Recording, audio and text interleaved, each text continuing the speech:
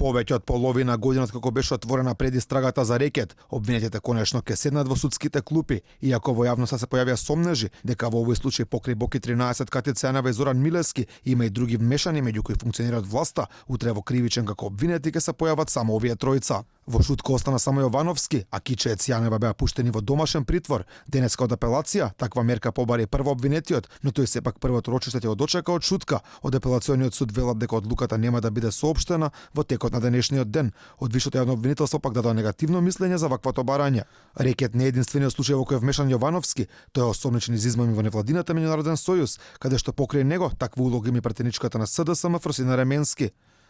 Таа на Facebook, како да се закани до судиите и обвинителите, осврнувајќи се на повикот на премиерот Заев за чистење во правосудството, иако осомничена, Ременски најави откривање на злоупотреби од страна на суди и обвинители во периодот од 2013 до 2019 година.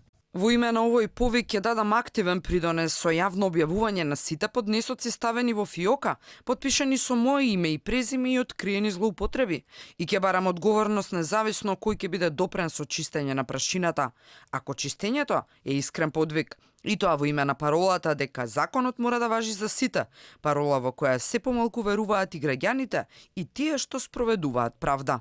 Покрај Јовановски и Кати Ценева може да се најде во уште еден случај на обвинителството. Од таа минатата недела пратија истражители да проверат како во СЕО се трошеле солените суми, дали може би има финансиски малверзации.